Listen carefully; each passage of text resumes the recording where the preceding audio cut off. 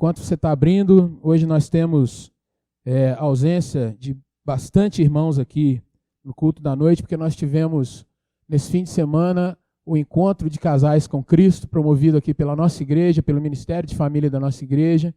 Estivemos ontem e hoje reunidos mais ou menos um grupo de 120, 130 pessoas, entre encontreiros e encontristas, e terminou agora à tarde. Muitos irmãos ainda estão chegando em casa nesse horário. Então esse é o motivo de alguns não estarem conosco aqui nessa hora. 1 de Paulo aos Tessalonicenses, capítulo 2, a partir do versículo 1, nós lemos assim, então, a palavra do Senhor. Porque vós, irmãos, sabeis pessoalmente que a nossa estada entre vós não se tornou infrutífera, mas apesar de maltratados e ultrajados em Filipos, como é de vosso conhecimento, tivemos ousada confiança em nosso Deus para vos anunciar o Evangelho de Deus em meio a muita luta. Pois a nossa exortação não procede de engano, nem de impureza, nem se baseia em dolo. Pelo contrário, visto que fomos aprovados por Deus a ponto de nos confiar Ele o Evangelho, assim falamos não para que agrademos a homens, e sim a Deus, que prova o nosso coração. A verdade é que nunca usamos de linguagem de bajulação, como sabeis, nem de intuitos gananciosos. Deus disso é testemunha. Também jamais andamos buscando glória de homens, nem de vós, nem de outros. Embora pudéssemos, como enviados de Cristo, exigir de vós a nossa manutenção, todavia nos tornamos carinhosos entre vós, qual ama que acaricia os próprios filhos.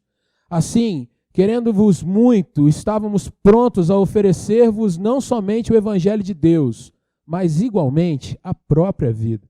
Por isso que vos tornastes muito amados de nós, porque vos recordais, irmãos, de nosso labor e fadiga, e de como noite e dia, labutando para não vivermos à custa de nenhum de vós, vos proclamamos o Evangelho de Deus. Vós e Deus sois testemunhas do modo porque piedosa, justa e irrepreensivelmente procedemos em relação a vós outros que credes. E sabeis ainda de que maneira, como pai a seus filhos, a cada um de vós exortamos, consolamos e admoestamos para viverdes por modo digno de Deus, que vos chama para o seu reino e glória. Vamos orar. Nosso Deus, nós clamamos, ó Pai, que nessa hora a Tua palavra, Senhor Deus, que já foi lida, possa de fato, ó Deus, ser entendida, compreendida, Senhor, e servir, ó Pai, para que nós venhamos a nos aproximar mais de Ti, mais do trabalho, do cuidado, ó Deus, com as Tuas coisas, mais do Teu reino, compromisso zeloso com o Evangelho, e que, ó Deus, ao final dessa palavra, nós tenhamos, ó Deus, condições dadas pelo Teu Santo Espírito, de progredir no Evangelho, Pai, e de servir ao Teu reino, Pai, com sabedoria, com dedicação e com a convicção de que o Senhor está entre nós. E o Senhor não somente nos capacita, mas o Senhor nos abençoa quando nós nos doamos ao Evangelho do Senhor. Assim, ó Pai, confiados no Teu Santo Espírito, na iluminação dEle, nós oramos e Te agradecemos em nome de Jesus. Amém, Senhor. Conta uma história de que um casal via seu filho na faculdade. Seu filho estava para se tornar um médico. E aí, a cada notícia que vinha da faculdade, os pais se olhavam, se encaravam e pensavam sobre as notícias que vinham. Vinha nota baixa e o pai olhava para a mãe: o que nós faremos? E os dois: não, nós o amamos muito, vamos apoiá-lo. E não colocavam nenhum tipo de admoestação, não colocavam nenhum tipo de senão, nenhuma reprimenda, apenas diziam: filho, nós te amamos, segue, continua. E vinha advertência, porque o filho faltava muito às aulas, e aquela prática dos pais continuava daquela forma. Por fim, chega algo bem difícil. O jovem fora pego colando e expulso de uma cadeira, não poderia concluir aquele semestre, fora reprovado por aquela atitude. E os pais, mais uma vez, se silenciam diante daquilo tudo e começam a pensar que, na realidade, o filho estava sendo injustiçado. Aquela prática ou aquelas práticas vão se delongando e o garoto, então, a duras penas e também a práticas não muito corretas se formam. E o tempo passa e um dia aquela mãe é acometida de um problema de saúde. E quando aquele mal vem, o esposo, um tanto quanto desesperado, vai procurar o serviço médico. E ao chegar num pronto-socorro, a esposa entre a vida e a morte, e aquele senhor desesperado por ajuda de alguém, ele é informado que o plantonista daquele dia era o seu filho. E agora, aquele médico já formado seria o responsável pela vida de sua mãe. Pensa no coração de um pai que viu alguém formado sem nenhum senso de responsabilidade. Alguém que foi aprovado, mas ele sabia no coração que não havia conhecimento suficiente, não havia ética suficiente, não havia de fato responsabilidade suficiente. Mas agora era a vida de uma das pessoas quem mais ele amava, que estava diante daquela situação para ser cuidada. Talvez você possa pensar que essa é uma história extremamente dramática, talvez até um tanto quanto piegas. Mas a realidade é que todos os domingos, crentes colocam as suas vidas diante do Senhor sob a responsabilidade de mensageiros que vão estar diante deles nos púlpitos falando palavras de vida ou de morte. Pessoas estão diante de homens ou mulheres, no caso da nossa nação, e ali o Senhor está colocando o céu ou o inferno diante das pessoas. E diante dos nossos dias, irmãos, quando nós observamos os conflitos que a igreja do Senhor tem presenciado, muitas vezes escândalos, muitas vezes situações difíceis, muitas vezes questões que as pessoas se levantam para dizer como pode tal coisa, nós vemos muitas vezes as pessoas deixando o que é correto de lado para tratarem ou seus líderes, ou seus pregadores, ou aqueles que estão próximos, com todo tipo de situação de delonga, de fazer vista grossa, de buscar mais pela simpatia, mais pela amizade, mais pela proximidade do que de fato o que é correto diante da palavra de Deus.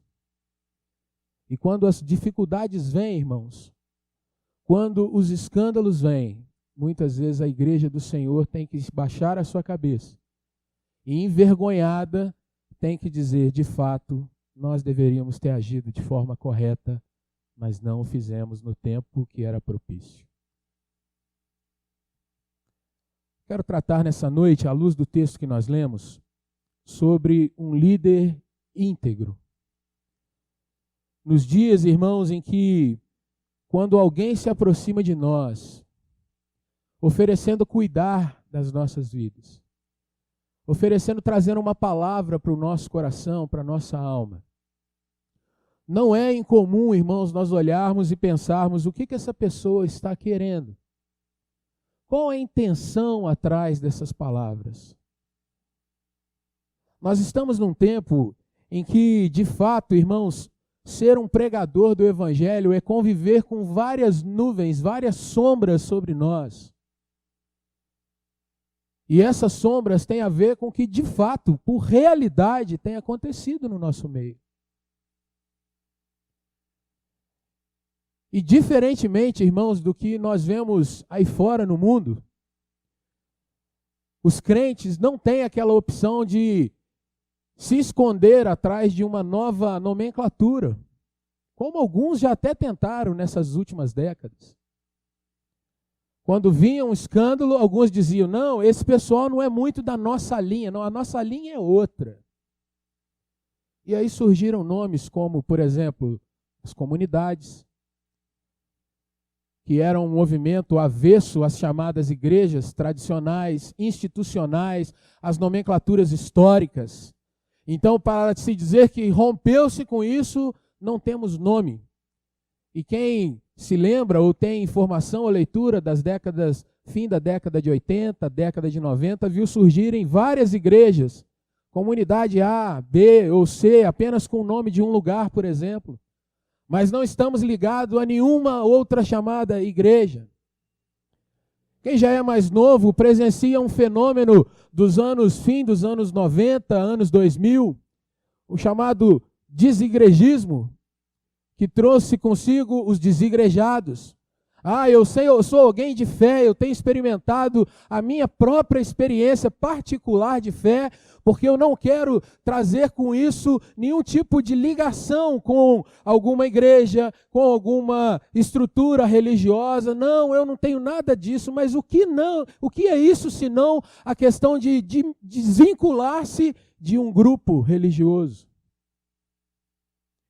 E eu particularmente posso dizer para os irmãos, o presbítero Rômulo passou conosco por isso durante um bom tempo, numa época em que a gente vivia bastante a questão de fazer evangelismos, nós tínhamos muita proximidade com vários grupos que fugiam e tentavam fugir de todo tipo de rótulo para tentar mascarar ou sair de algum tipo de guarda-chuva institucional, para dizer eu não pertenço a esse ou aquele grupo, mas o fato é, no final das contas, ou nós nos confessamos como evangélicos, cristãos, que de fato têm no seu meio grandes problemas que precisam ser resolvidos, não varridos para o tapete, ou então nós vamos apenas ficar dando voltas e não chegando a lugar nenhum.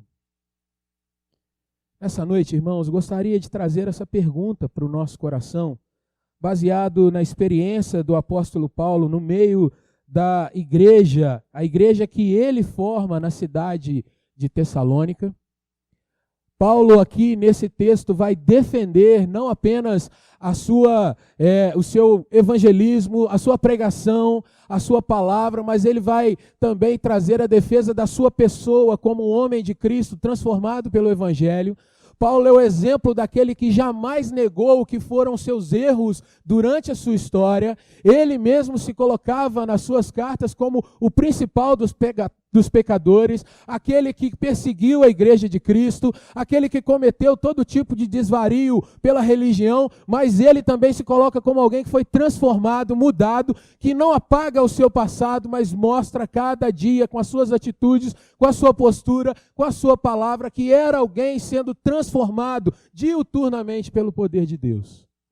E baseado no exemplo de Paulo, meu irmão, minha irmã, eu gostaria de trazer para a minha vida, para a sua vida, que esse é o mês que nós estamos nos lembrando do cuidado com os nossos líderes, com os nossos pastores, com os evangelistas, com missionários. E hoje eu gostaria de trazer para você a questão do cuidar em trazer para a sua vida e trazer para outrem, que você também vai se apegar na questão de buscar líderes que sejam íntegros na sua vida.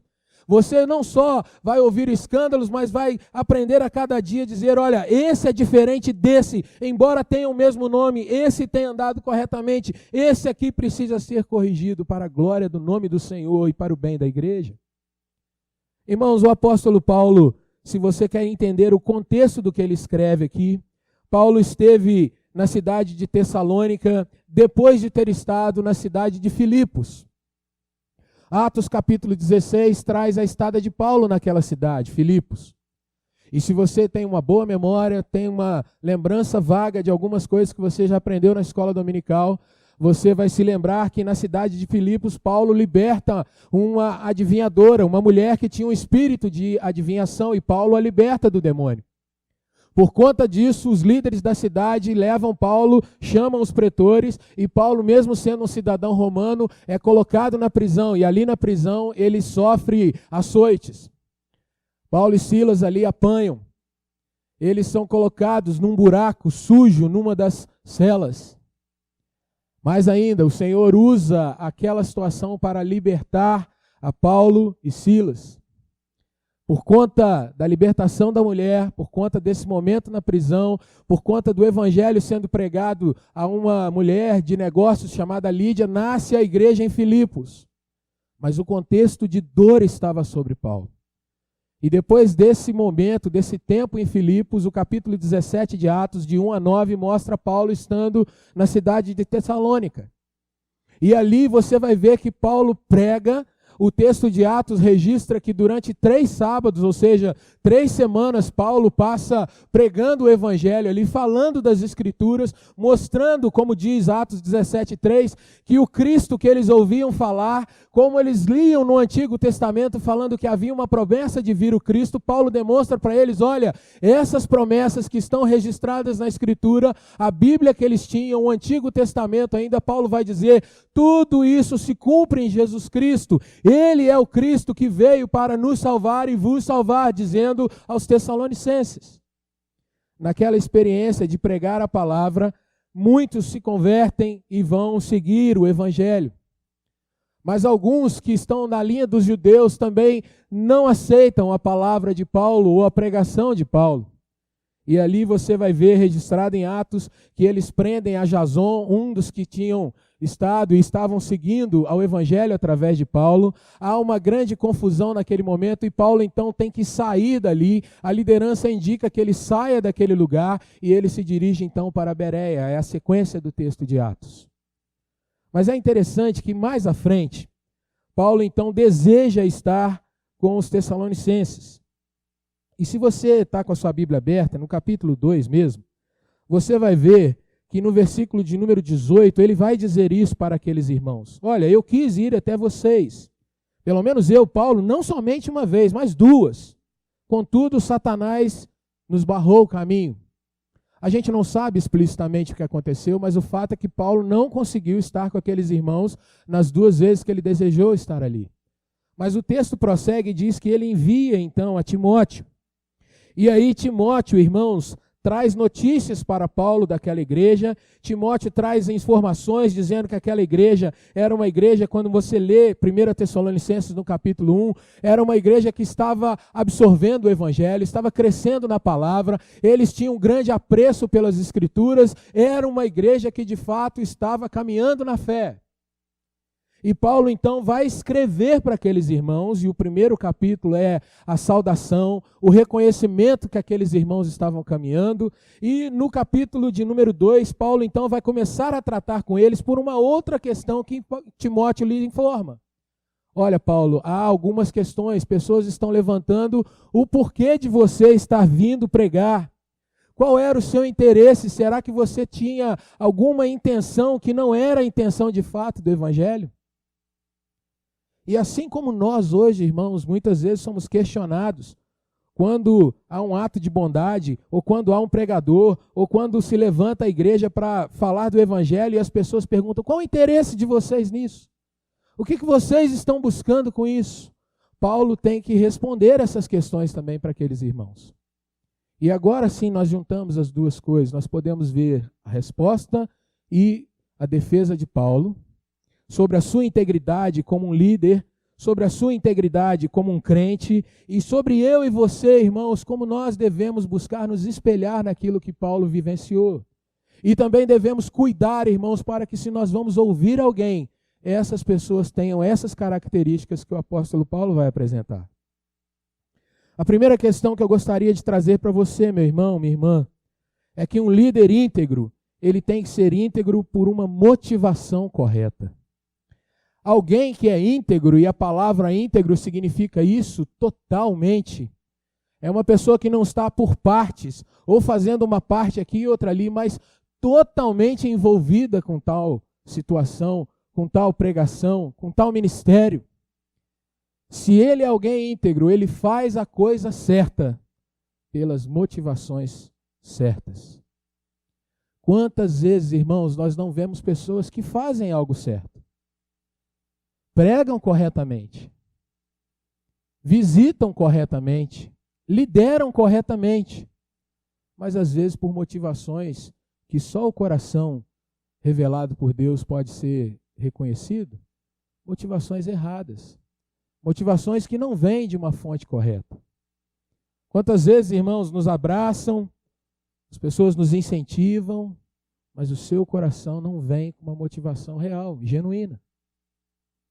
E o apóstolo Paulo começa a mostrar isso, irmãos, a questão da motivação, o seu coração estar colocado de forma correta naquilo que era o seu ministério, quando nós observamos os versículos 3, 4 e 5 desse texto que nós lemos.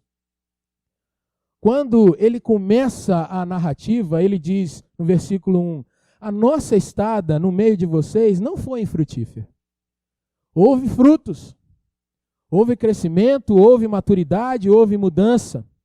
E veja no versículo 2, mesmo maltratados, ultrajados em Filipos, como vocês já sabem, nós estivemos de uma forma ousada, confiante no nosso Deus para anunciar a vocês o Evangelho, mesmo em meio a muita luta. A realidade daqueles dias, irmãos, era uma realidade de ostensiva perseguição ao Evangelho já. Tal qual nos nossos dias em que nós vemos um levante contra o povo de Deus, contra o cristianismo, onde pessoas já chegam na internet para dizer explicitamente, olha, eu desejo que os cristãos morram efetivamente. E se você quer esse dado, você pode colocar no Facebook, você lê isso explicitamente, um jornalista dizer isso. Nós já vemos esse tipo de manifestação nos nossos dias. Talvez a gente possa trazer aqui para o contexto de Paulo, Paulo ainda com cicatrizes, com marcas, com machucados que ele havia adquirido lá em Filipos, mas ele está ali agora em Tessalônica pregando com dores, pregando debaixo ainda de medo talvez do que ele havia passado lá atrás, se passaria aquilo de novo, mas nem isso o impede de falar do evangelho para aqueles irmãos. E aí, irmãos, quando ele entra no versículo de número 3, ele começa e ele vai abrir 3 situações de negativa na sua mensagem, na sua pregação, no versículo 3. Ele vai dizer assim, a nossa pregação, a nossa exortação, que é a palavra que está traduzida aí, ou seja, a nossa mensagem, ela não procede, ela não tem origem numa mensagem de engano, ela não tem origem numa mensagem de impureza, ela não está baseada em dolo. O que ele quer dizer aqui, meu irmão? Que Paulo, quando prega, ele não estava sendo enganado, levando uma mensagem que havia engano da vida dele, por alguma coisa assim, mas ele tinha a convicção e a experiência genuína da liberdade que havia no Evangelho. Mais ainda, não se vem de impureza. E o que é isso? No linguajar que ele está usando, no seu original, irmãos, a mensagem de Paulo não vem de um sentido dele tirar proveito das pessoas que estavam ouvindo a sua mensagem. Muitas vezes, irmãos, nós nos acanhamos, mas a realidade é que a palavra que Paulo vai usar aqui tem a ver com se aproveitar fisicamente das pessoas que estão ouvindo a sua mensagem. É triste nós trazermos essa realidade, mas às vezes o que nós nos deparamos são pessoas que, usando da sua eloquência, usando da sua palavra, às vezes tiram proveito de irmãos ou irmãs para se beneficiar fisicamente. E não é difícil, e eu quero pedir perdão aos irmãos por usar essa palavra, mas a gente vê alguns evangelistas que são pegadores nos nossos dias, que acabam entrando em famílias, estragando famílias, tendo flerte com as suas ovelhas. Isso é algo muito sério. Isso é algo muito duro e nós precisamos ter um coração vigilante nesses nossos dias. E o apóstolo Paulo fala sobre isso há 2000 anos atrás. Mais ainda, ele usa uma terceira expressão, que a pregação não advém de dolo. Nós temos um jurista aqui no púlpito que poderia falar muito melhor do que eu sobre isso. Mas a expressão que Paulo vai usar, irmãos, é que ele não usava a sua mensagem como uma artimanha em benefício próprio. E agora a ligação já não é mais física, mas a ligação é gananciosa, de obter dinheiro, de obter benefícios monetários em cima da sua mensagem. Ele está dizendo, olha, eu não vim aqui para pregar, para ganhar o dinheiro de vocês, Tessalonicenses. E aí ele faz o contraponto disso no versículo de número 4, quando ele diz assim, pelo contrário, porque nós somos aprovados pelo Senhor a tal ponto que Ele confiou a nós pregar o seu Evangelho. E assim nós falamos, não para que a gente venha agradar aos homens, mas sim a Deus. E aí ele coloca, diferentemente do dolo, do engano, da impureza, Deus prova o nosso coração. O apóstolo se coloca, irmãos, na condição de dizer o seguinte: Deus não só está vendo, como eu me coloco diante dele, para que ele coloque o seu testemunho entre mim e vocês, que o Senhor mesmo mostre aquilo que há no meu coração quando estou pregando a sua palavra entre vocês. Mas ainda, irmãos, ele vai continuar mostrando a sua defesa, a sua integridade, que a motivação dele não estava em obter vantagens, sejam elas físicas, sejam elas materiais, sejam elas monetárias. Mas ele vai continuar dizendo, irmãos, que uma prova disso é que na linguagem dele ele não fazia muito esforço para agradar ninguém. Veja o versículo de número 5. Ele diz assim: a verdade é que nunca usamos linguagem de bajulação. E quando você está usando linguagem de bajulação, o que você presencia, meu irmão? Você presencia alguém que te elogia, você presencia alguém que fala bem de você, mesmo quando não há bem para ser falado. Você presencia muito tapinha nas costas, muita questão de situações em que a gente vai espremendo e vai vendo o seguinte: olha, se não tem mentira, tem muito exagero nessa conversa. Usando uma palavra do pastor Daniel, que ele falou hoje pela manhã, ele disse, e o caso é que ele estava dizendo que diferença entre homem e mulher, né? E ele contando diz assim, que o homem é aquele que chega na frente de um outro homem, encontra, e o que mais acontece é um homem evidenciar os defeitos do outro. Então ele diz assim: e aí, rapaz, quanto tempo a gente não se vê, né? Você está cada dia mais careca. E aí o outro diz: e o seu cabelo, como é que já está branquinho, né?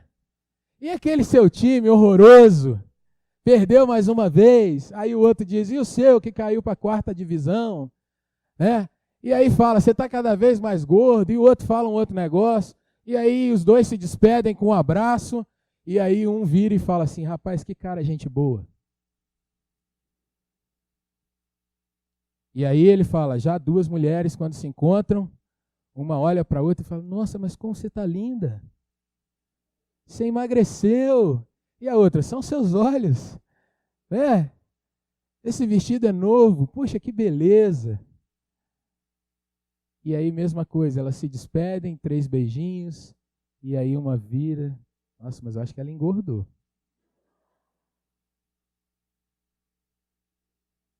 Percebe? Uma linguagem, outra linguagem. Eu vou segurar a 2ª linguagem, aonde na frente a gente fala um monte de coisa para elogiar. E aqui, irmãos, eu não vou entrar no mérito se acontece na conversa das irmãs, dos irmãos, não é isso. Mas apenas a ilustração. É eu dizer para o meu irmão aqui: rapaz, coisa boa estar contigo. Mas o meu coração está dizendo: estou doido para ir embora, que eu não aguento mais esse cara. É alguém dizer para você assim: meu irmão, vai dar tudo certo. Continua nessa caminhada que o Senhor já determinou para você, que você vai ser isso.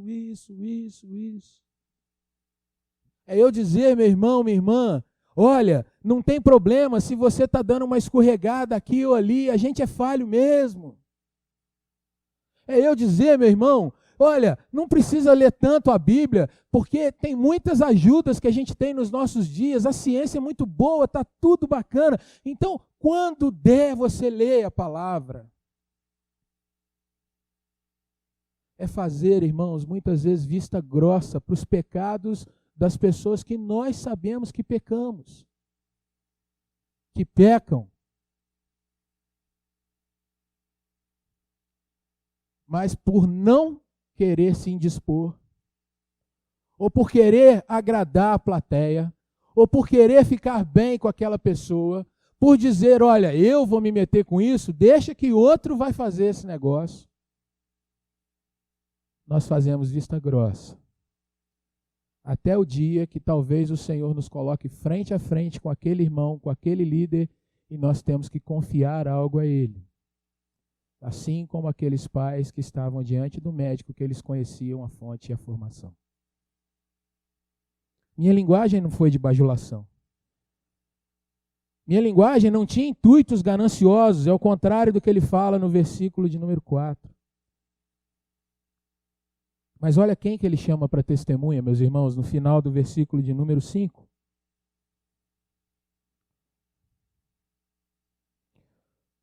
Ele chama Senhor Deus. E quando alguém traz esse tipo de expressão, é alguém que de fato está chamando para si o juízo do Senhor, caso não esteja falando a verdade. Um líder íntegro por motivação correta. Qual era a motivação de Paulo? A pregação da palavra de Deus, com tudo que ela tem. Quando nós pensamos, irmãos, em motivação correta, significa que eu vou ler a Bíblia e vou estar com meu irmão. Mas significa que em muitos momentos nós vamos ler o Salmo 23 e colher as grandes benesses que traz essa palavra. Mas significa também, irmãos, que eu vou ler com ele João 3,36, em que nós dizemos que quem crê está salvo, mas quem não crê não pode ser chamado de quase salvo, de amigo do Evangelho. Quem não crê, nós precisamos ter a coragem de dizer, olha, a Bíblia diz que você está numa situação muito, muito, muito perigosa e você precisa rever sua caminhada em nome de Jesus. Eu preciso ter a coragem de pregar e falar para o meu filho. Eu preciso ter a coragem, irmãos, de exortar o meu grande companheiro de igreja.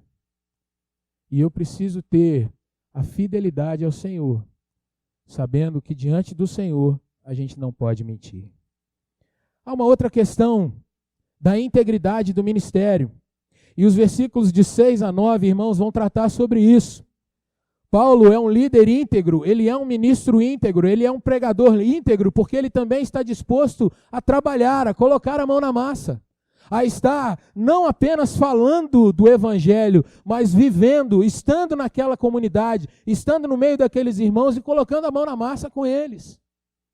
Os versículos nos mostram, irmãos, que ele continua mostrando para eles, em primeiro lugar, que ele não estava buscando glória de homens. E ele ainda faz mais uma categorização. Ele diz, nem de vocês, nem dos outros. Nem de vocês de Tessalônica, nem daqueles de Filipos, nem daqueles outros com quem eu já estive, nem dos romanos, nem dos gálatas. Eu não estou buscando glória desses homens. E aí, irmãos, mais uma vez ele vai desenvolver o assunto no verso 7. Eu poderia, sim, como um enviado de Cristo, que vocês me manutenissem, que vocês estivessem cuidando de mim, que vocês de fato me abraçassem e estivessem dando honra. Há 2 semanas atrás nós estivemos falando aqui do texto de 1 Pedro, quando ele fala, eu, presbítero como vocês, rogo que vocês pastoreiem o rebanho de Cristo como modelos, não por ganância, mas nós trabalhamos ali, irmãos, a questão de que os ministros são sustentados pelo povo de Deus. E nós abrimos a questão naquele dia das nossas finanças, das nossas ofertas, do cuidado da igreja, do envolvimento com isso. Eu não quero me ater a isso nesse momento. Mas o que Paulo diz é o seguinte, olha, de fato, se vocês entendem o Evangelho, vocês de Tessalônica, vocês sabem que eu poderia tranquilamente ter o sustento de vocês. Mas aí, irmãos, ele vai mostrando, aí no versículo 7, no meio dele, ele coloca uma mudança no texto. Ele diz, todavia, ou seja, porém, de uma outra sorte, de uma forma diferente, nós é que nos tornamos carinhosos entre vós. Tal uma mãe que acaricia os seus filhos. E assim, do jeito que uma mãe vai cuidar, vai abençoar, vai afagar os filhos, do jeito que a gente quer muito vocês, nós estávamos prontos para oferecer-vos não somente a pregação da palavra, o Evangelho, mas da mesma forma, com a mesma genuinidade, com a mesma integridade, nós ofereceríamos a nossa própria vida para estar no meio de vocês. Por isso que vocês são muito queridos nossos, por isso que vocês são muito amados nossos. E aí ele vai continuar trabalhando isso, versículo 9. Vocês se lembram, irmãos, do nosso labor, do nosso trabalho, do nosso cansaço, a nossa fadiga. Como dia e noite nós labutamos, não para viver às custas de nenhum de vocês, mas proclamamos o Evangelho de Deus assim. O apóstolo Paulo, irmãos, era um fazedor de tendas. A expressão fazedor de tendas que existe hoje, ela está ligada ao envolvimento de missionários que são pregadores, ele tem a formação missionária, mas no campo ele usa da sua profissão, da sua vocação natural, da sua vocação terrena, se nós podemos usar essa expressão. Ele usa da sua profissão para que ele tenha uma tranquilidade de estar em determinados lugares. Quando você tem, por exemplo, missionários em países onde a pregação do evangelho é ostensivamente rechaçada, você tem um fazedor de tendas ali. Então, por exemplo, no mundo muçulmano, uma pessoa tem uma formação como, por exemplo, dentista. Ele exerce a sua profissão naquele lugar, ele está trabalhando diuturnamente com aquilo ali, então ele é visto como um profissional dessa área, mas ele vai criando estratégias para quando o Senhor lhe dá a oportunidade, e ele vai intencionalmente trabalhando nisso, ele vai pregar o evangelho a outras pessoas. Uma outra expressão que já é mais atual dos nossos dias é a chamada dupla vocação, ou o missionário de dupla jornada, ou bivocacionado. Então você tem pessoas que têm uma formação ministerial, paralela àquilo, ela tem uma formação profissional em determinada área, e ela vai exercer uma para auxiliar a outra. Paulo é o modelo disso aí, porque Paulo sempre foi alguém que fazia tendas. Era alguém que costurava, tinha por profissão exercer esse trabalho, e Paulo usava desse trabalho para obter o seu sustento. Toda vez que Paulo então coloca que ele não precisava do sustento dos irmãos, é porque ele não só exercia o seu trabalho, como Paulo dá outras demonstrações, irmãos, de que ele vivia e conseguia se adequar a uma realidade em que ele sempre tinha pouco dinheiro e vivia bem daquela forma. Filipenses, um texto que você conhece tanto das pessoas dizerem, tudo posso naquele que me fortalece. Paulo está escrevendo, olha, eu estou suprido, não passando fome, tendo o que comer, eu estou bem, estou satisfeito. Tudo posso naquele que me fortalece. E Paulo então está fazendo a menção de que ele tinha o seu sustento, era pouco, mas aquilo ali lhe era suficiente. Aqui ele está usando o mesmo argumento, irmãos. Ele está dizendo, olha, é justo que eu seja sustentado, cuidado por vocês? Sim, é justo, mas eu não quis ser pesado a vocês. E Paulo, irmãos, usou isso de diversas vezes para mostrar para as igrejas que elas poderiam exercer a generosidade umas para com as outras, enviando ofertas, como a igreja da Macedônia faz uma grande oferta, e ele mesmo, Paulo, diz assim, eles pediram que se dessem mais ainda, eles queriam contribuir, e eles enviam aquelas ofertas para a igreja de Jerusalém que estava sofrendo. E Paulo dá outros exemplos sobre isso, mas ele mostra, irmãos, que de fato ele estava disposto a trabalhar, a se envolver, e ele diz, olha, nós nos doamos a nós mesmos para que vocês pudessem ser agraciados, não só com a palavra, mas com o nosso exemplo, com o nosso trabalho no meio de vocês.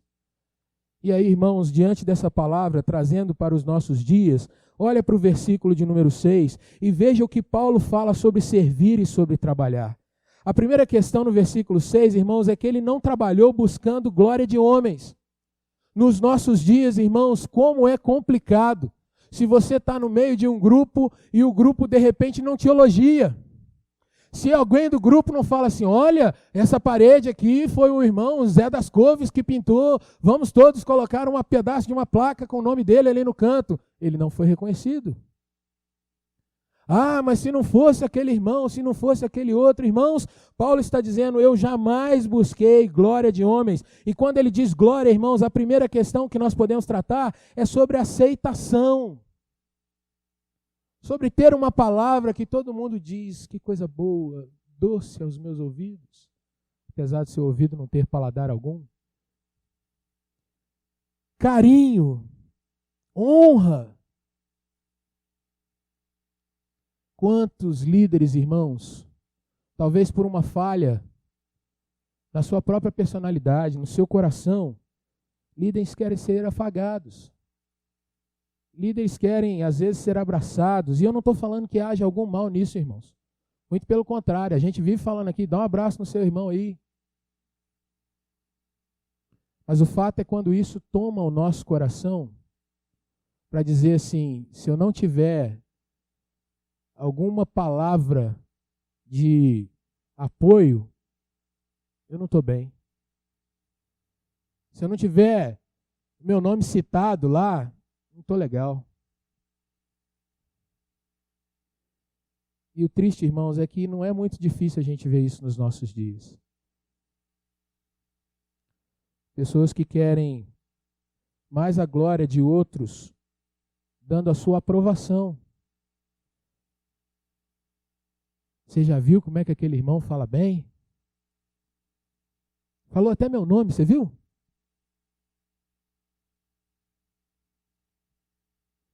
Mas Paulo não fala isso no versículo 6. Mais ainda, irmãos, e aí entra uma questão para a nossa liderança, e eu não estou puxando a água, viu? Mas eles se doam aos irmãos, versículo 8 está mostrando. Irmãos, nos nossos dias nós precisamos de trabalho.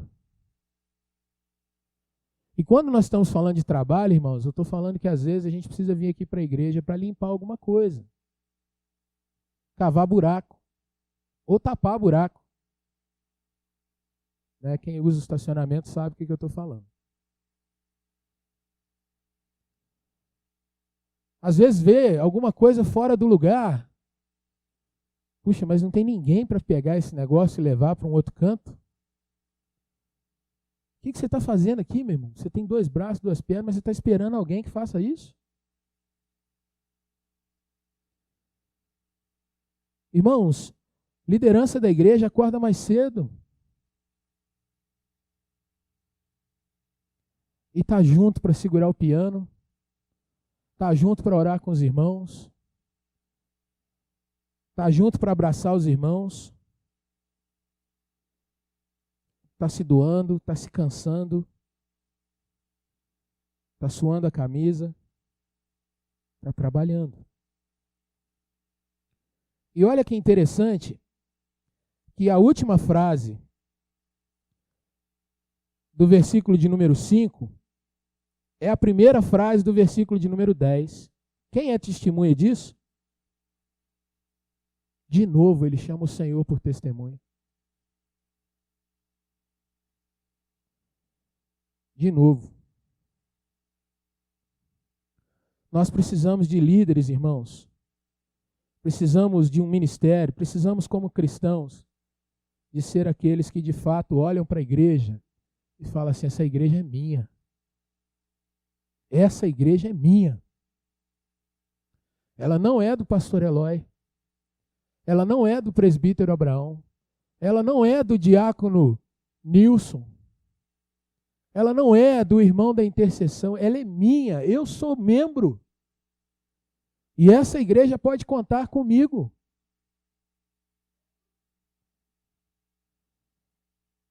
Essa igreja pode contar com as minhas orações. Porque às vezes, irmãos, a gente acha que oração não é trabalho.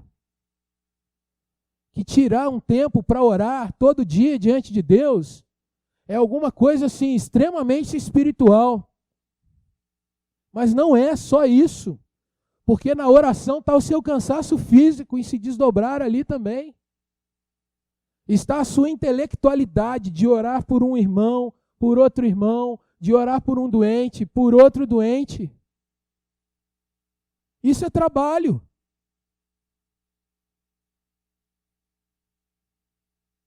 Não é uma questão apenas espiritual, quando eu falo, hoje eu vou dar um testemunho realmente colocado na palavra para uma pessoa que eu não conheço. Então eu vou estudar um versículo.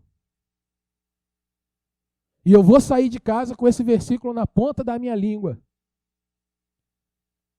E eu vou entender o começo, o meio e fim. E na hora que o Senhor me der uma oportunidade, toma, aqui está a palavra de Deus. E por que eu estou dizendo isso, irmãos?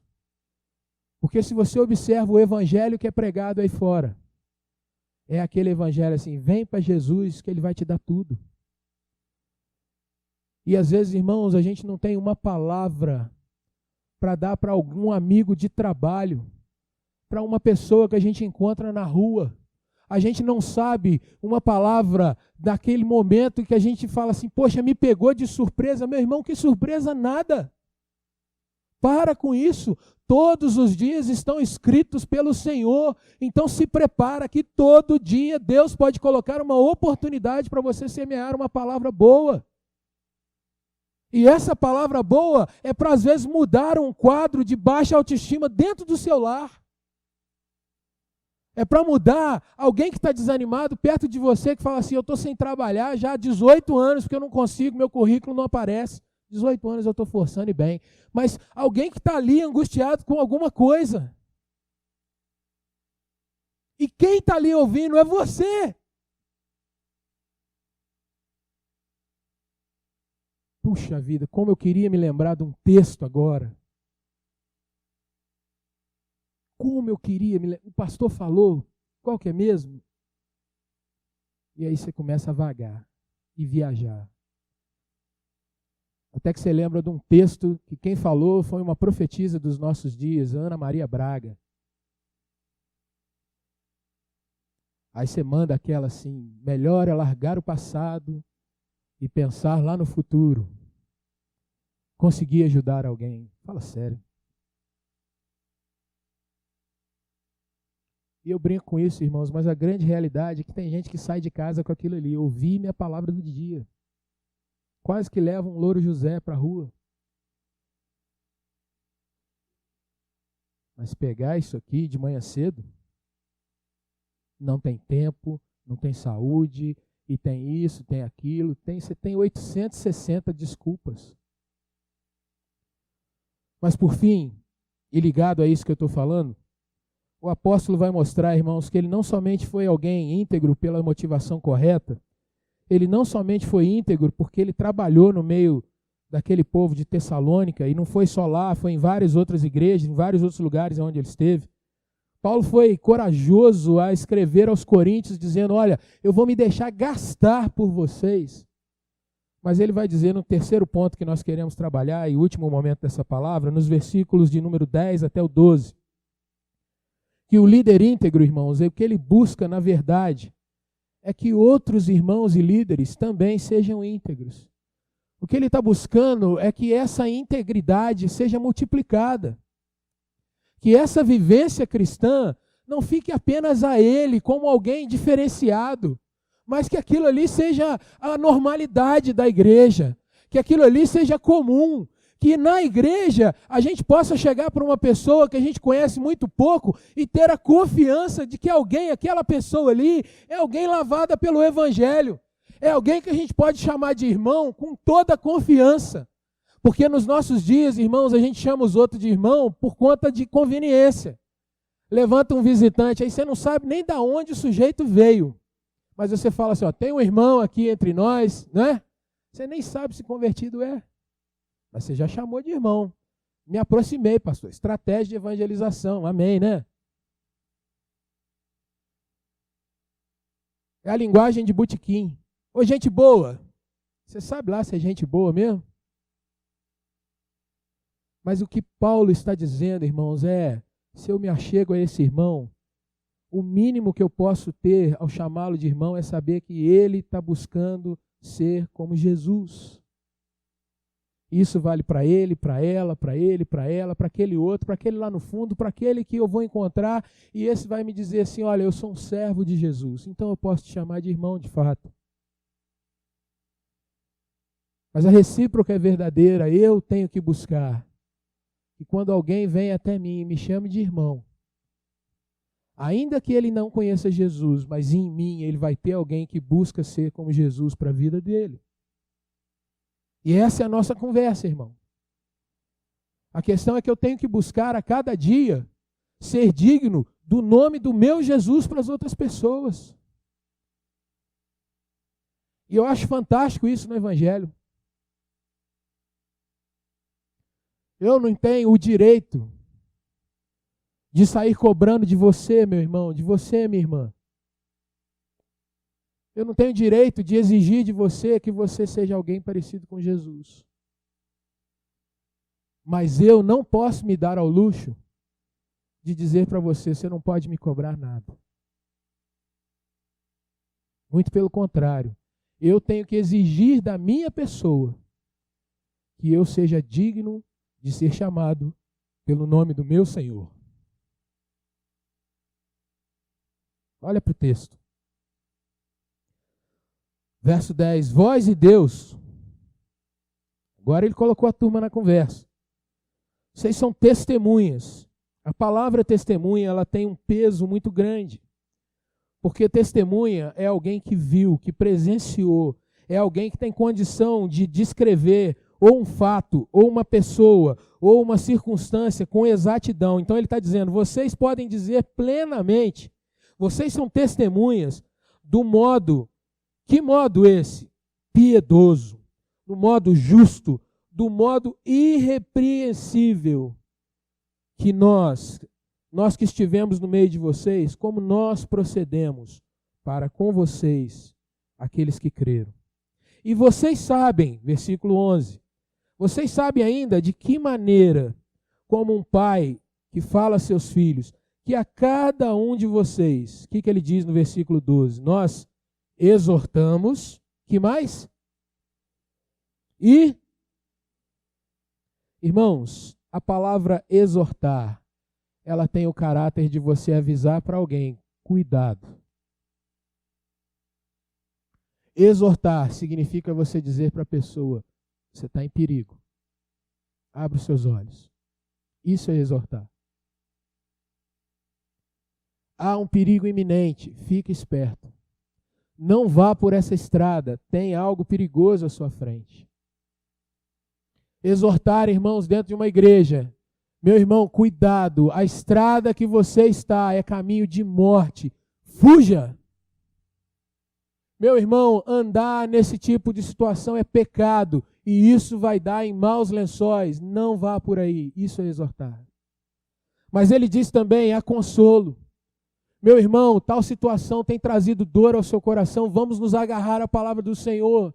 Porque o Senhor Jesus diz, clama a mim. O Senhor diz para a gente orar, para a gente bater. Então, vai haver consolo, vai haver ânimo, vamos nos agarrar ao Senhor. Isso é consolar.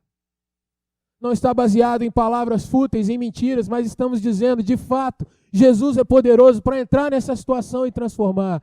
E se Ele não transformar, Ele transforma a gente no meio dessa situação.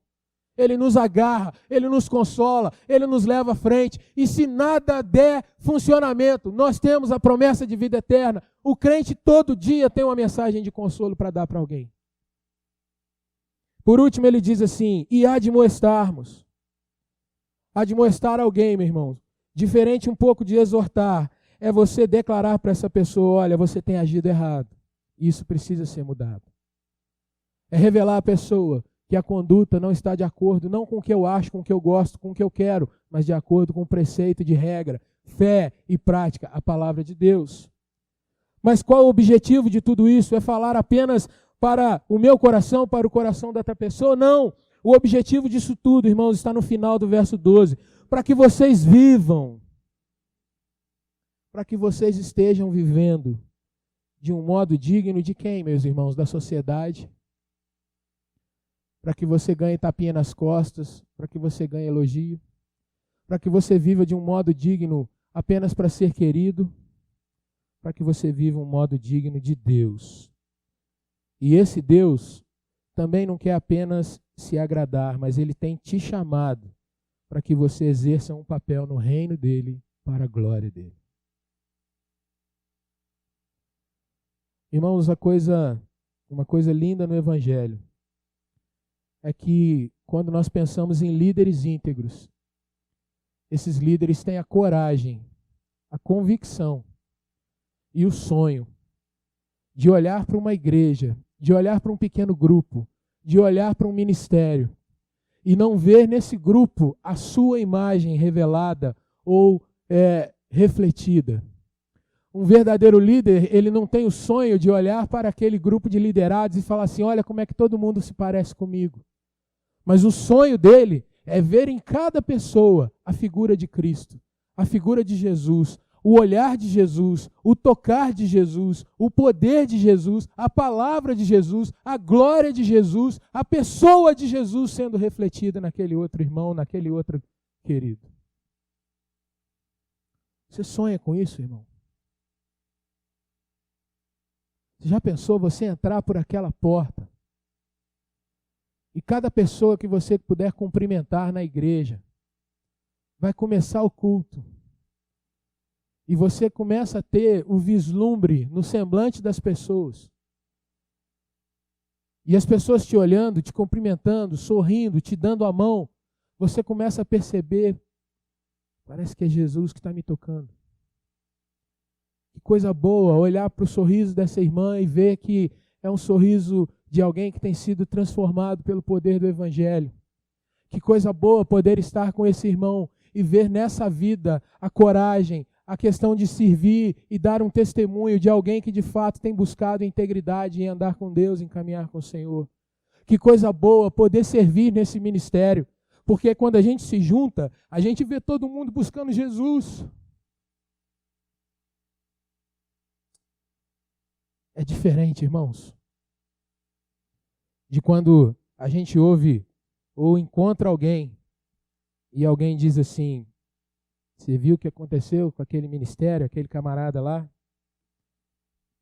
E aí você vai ouvir, é palavra de destempero, é palavra de escândalo, é palavra de tristeza.